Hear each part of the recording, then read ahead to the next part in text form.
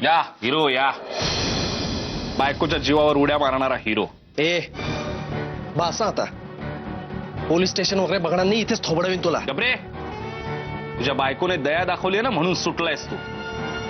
तिने रिक्वेस्ट केली म्हणून म्हणून कंप्लेंट मागे घेतली मी, कळलं का? आता बसला असतास आत रखडत. काय रे, एवढी बिचारी जीव टाकते तुझ्यासाठी, पण तू सगळीकडे जाऊन माती का फक्त. ए गप.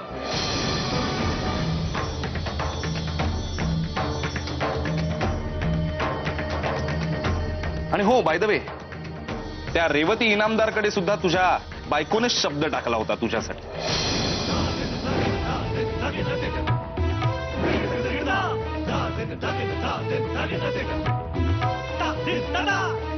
रेवती राधाचीच पेशंट आहे आणि ती खूप मानते राधा. आता तुला प्रश्न पडले असतील, हे सगळं मला कसं माहित? रेवती आणि मी या आर्ट सर्कल मध्ये वावरणारी माणसं आहोत, कळलं का? माहिती नसेल तुला, पण एक प्रसिद्ध चित्रकार आहे मी. तुझ्यासारखा रेवतीच्या मागे चहा घेऊन फिरणारा बॉय नाहीये.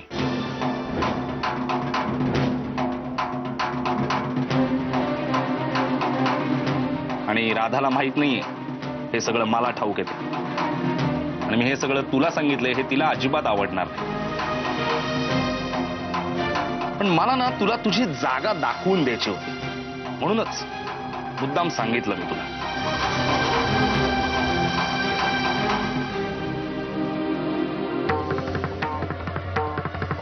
आणि हो, नेक्स्ट वीक मध्ये राधा अमेरिकेला चालली.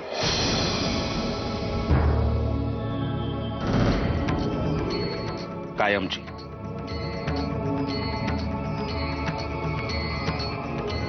तुला सोडू.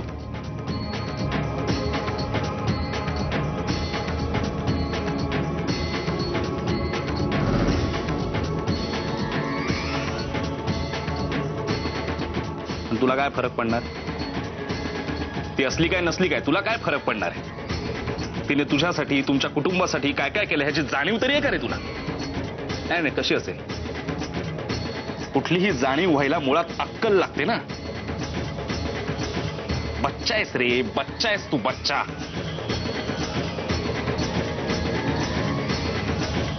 पण मी आहे, मी आहे. कारण तिने माझ्यासाठी आणि जुईसाठी काय काय केलंय ह्याची जाणीव मला आहे. आणि त्यासाठी आयुष्यभर भक्कमपणे उभा आहे मी तिच्या पाठीशी, कळलं?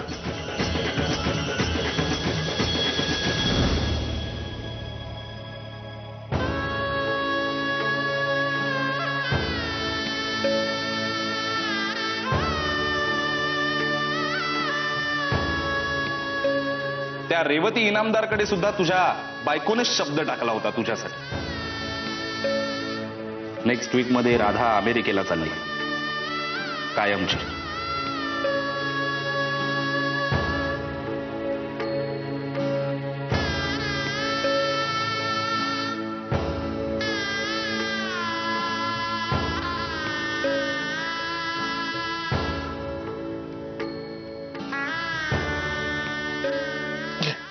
नको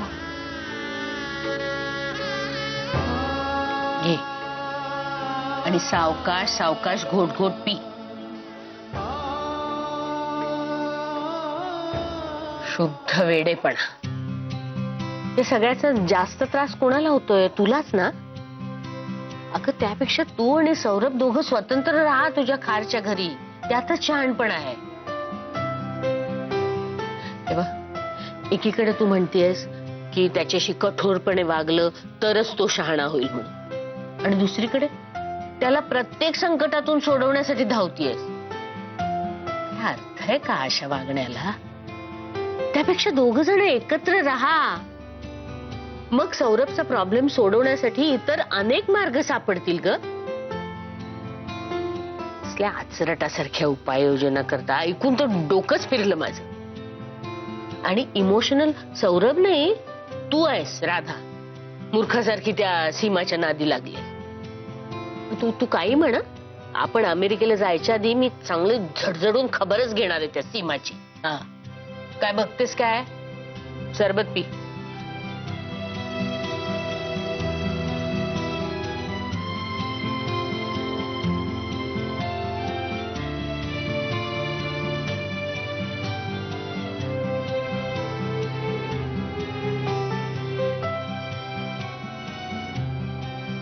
बरं आहे ना?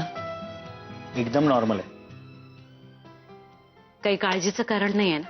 अजिबात नाही. मी इंजेक्शन दिलंय, हळूहळू बरं वाटेल ते. मी थोडस सूप आणलं होतं त्यांच्यासाठी, दिलं तर चालेल ना? हो नक्कीच. मी जरा आलोच, मी थांबा.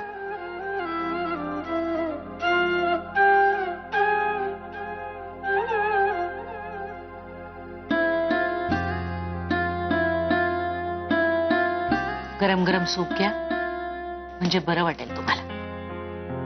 सावकाश.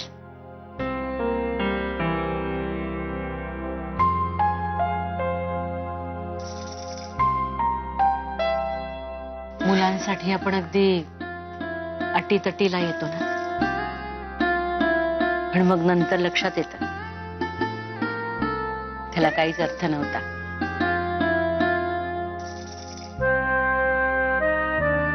मुलं मात्र विचारतच नाहीत, ते आपलाच जीव जळतो. सीमाताई, तुम्ही नका विचार करू या गोष्टीचा, तुम्हाला त्रास होईल. तुम्ही सूप घ्या ना गरम गरम, बरं वाटेल तुम्हाला. घेते. घ्या.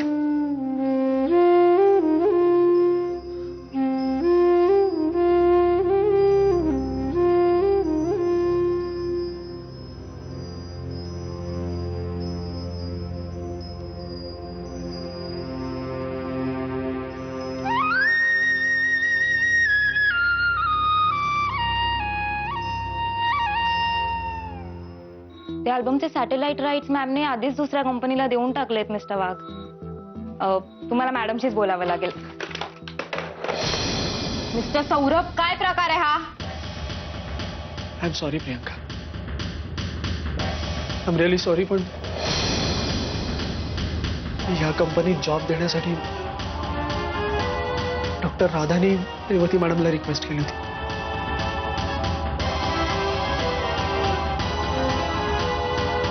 Priyanka please, Priyanka, Priyanka please, I need this information. मला मान्य आहे, मी ही इन्फॉर्मेशन तुम्हाला देशील असं मी तुझ्यासाठी काही केलेलं नाहीये, पण मी सध्या एका खूप वाईट मनस्थितीतून चाललोय आणि काही गोष्टी मी रेवती मॅडमना नाही विचारू शकत. त्यांच्यानंतर तुला या कंपनीची सगळी डीलिंग्स माहीत असतात. मला प्लीज सांग, मला इथे जॉब मिळावा याच्यासाठी राधानी रेवतीला सांगितलं होतं का? हो.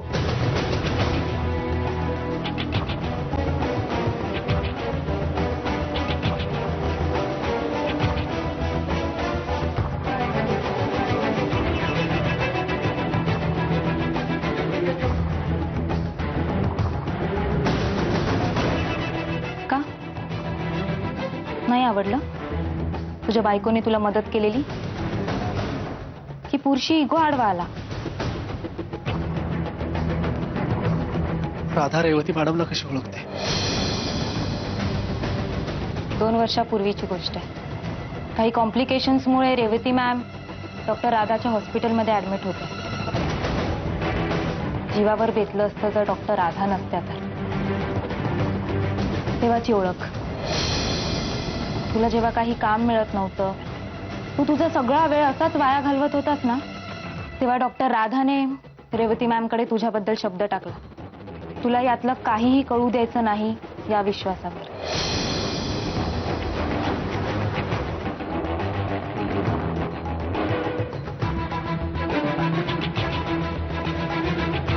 आणि उद्यापासून रोज सकाळी माझ्याबरोबर जॉगिंगला यायचं, बॉडीगार्ड म्हणून. Let me make one thing clear, ही माझी कंपनी, इथे मी सांगेन तेच करायचं. म्हणजे आतापर्यंत माझे जे अपमान झाले ते राधाच्या सांगण्यावरून झाले. तुझ्या पुरुषी इगोच्या प्रश्नांना उत्तरं द्यायला मी बांधील नाही. आणि हा, मी मॅडमना सांगणार आहे की हे सगळं तुला कळलेलं आहे. पुढे तुझं नशीब.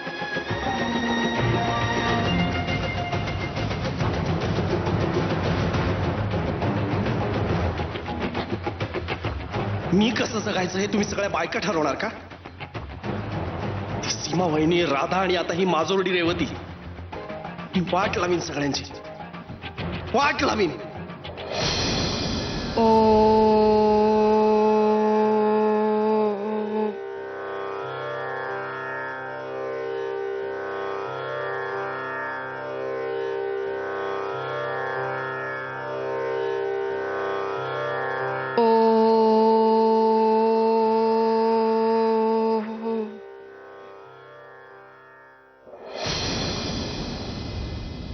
माझं कॉन्सन्ट्रेशन का होत नाहीये?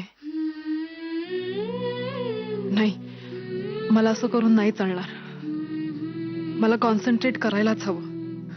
मी जर त्रास करून घेतला तर बाळाला पण त्रास होईल. नाही, यावर एकच सोल्युशन आहे, मेडिटेशन.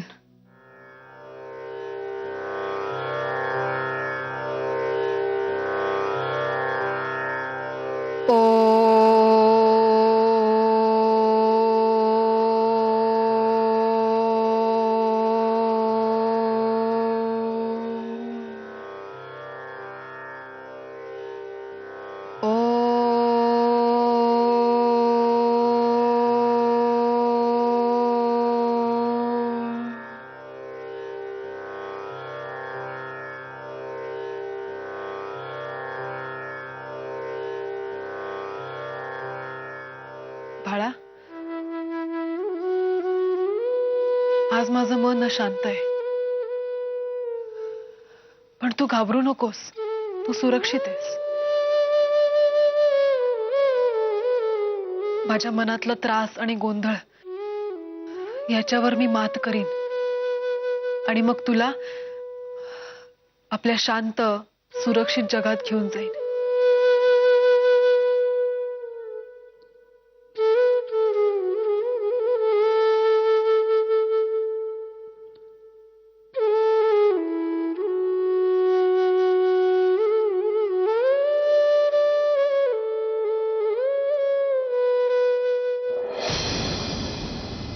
केदार, अरे तू चहा का बनवतोयस?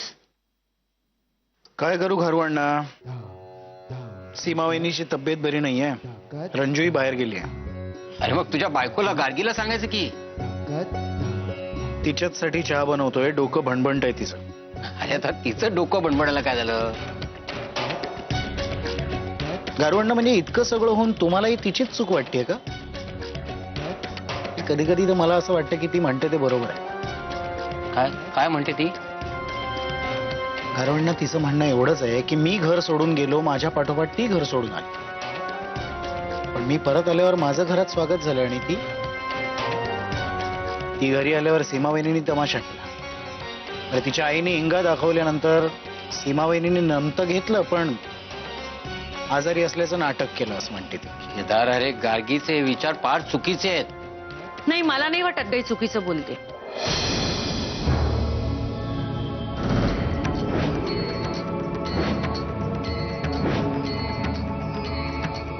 सरिताताई, तुम्ही हो, सॉरी, मी तुमच्या दोघांचंही बोलणं ऐकत होते.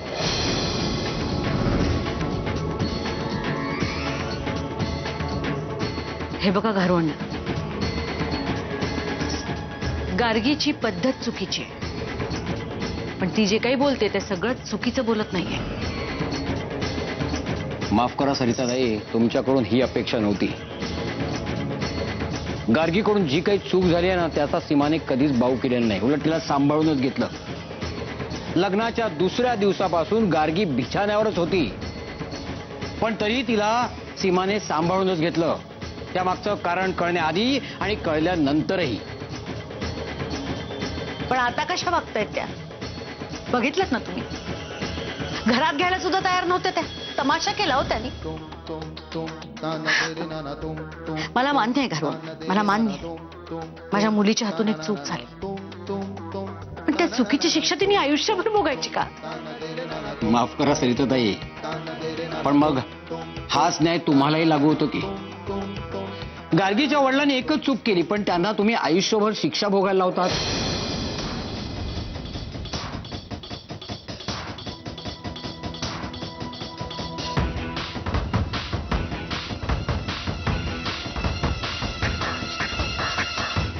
आणि दुर्दैवाने आज तुमच्या मुलीवरही तीच पाळी आली.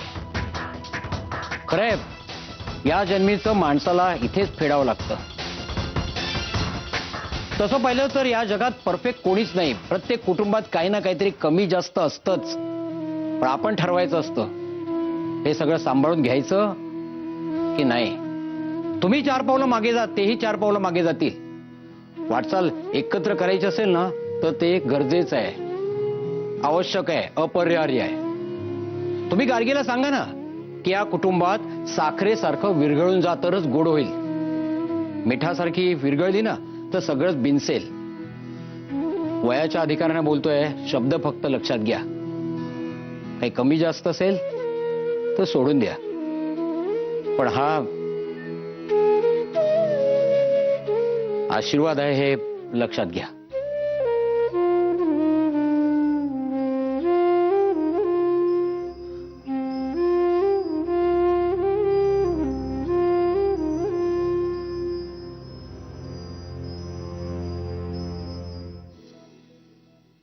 बरं सीमा वहिनी, आम्ही येतो आता.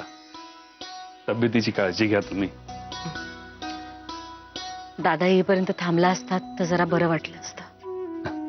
नाही, नक्कीच थांबलो असतो, पण बाबा एकटेत घरी आणि त्यांची तब्येत काही ठीक नाहीये, त्यामुळे निघावं लागेल आता. आणि गार्गीला ठेवून जातोय, तुमच्या हाती सोपवून जातोय. आता सांभाळून घ्याल तिला. काळजी नका करू. आणि सरिताताईंना सांगा, माझ्याकडनं एखाद शब्द चुकला असेल तर माफ करा. नाही नाही, आता काही गैरसमज राहणार नाही. अहो, पूर्वग्रह असतात ते, आणि आता ते सगळे दूर झालेत, मला खात्री आहे. आणि देवाच्या कृपेने हळूहळू सगळं ठीक होईल. केदारशीही बोललोय मी, तोही शांत झालाय. आणि कधी गार्गीनी किंवा त्यांनी काही वाद घातला तर मला फोन करायला संकोच करू नका. हा, आणि यशवंतरावांचा फोन आला होता. त्या कुठल्या माणसाने सौरभवरची केस मागे घेतलीये, त्यामुळे Saurabh सुटलाय.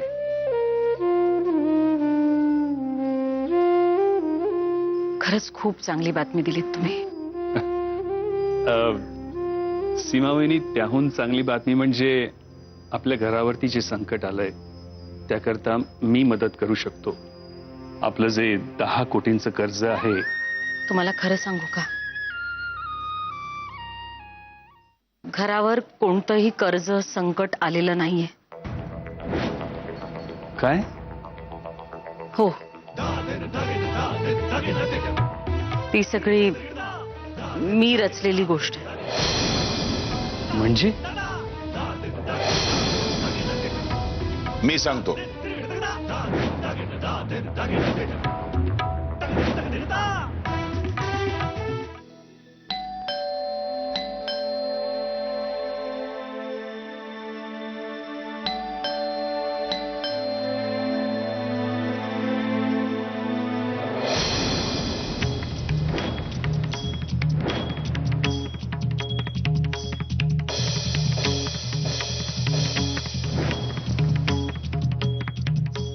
Revati, what a pleasant surprise.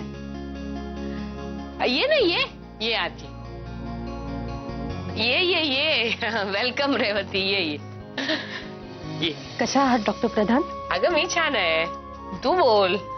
तू आज इकडे कशी काय? राधाला भेटायला आले. ओह, का बरं? आज पेशंटला डॉक्टरची खूप आठवण आलेली दिसतीये. बस बस, मी बोलवते तिला. Be comfortable. ओके.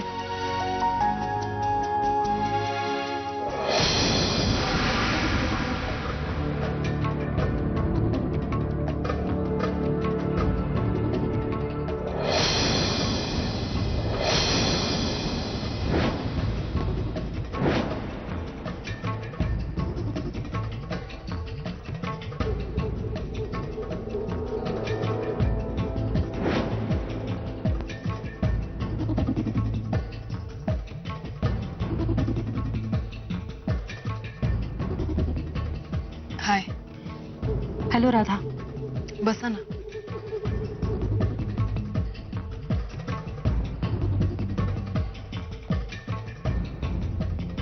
कशी आहे तुमची तब्येत? First class. तुझ्यामुळे मिळालेलं आयुष्य जगते. रिअली राधा, आज ही रेवती इनामदार जे काही आहे ते तुझ्यामुळे आहे असंही म्हणायला काही हरकत नाही. प्लीज असं नका बोलू. मी एक डॉक्टर आहे आणि मी जे काय केलं ते माझं कर्तव्य होतं. मला तुझी हीच गोष्ट आवडते राधा, तुझं काम आणि त्याबद्दलचं तुझं dedication. It's great. Hello, me meeting मध्ये आता, नंतर फोन करा.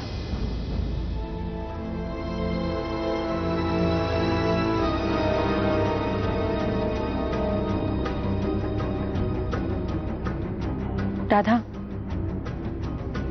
मला तुझ्याशी थोडंसं बोलायचंय.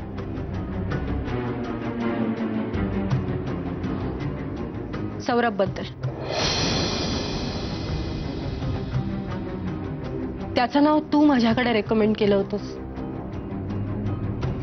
हे सौरभला समजलंय.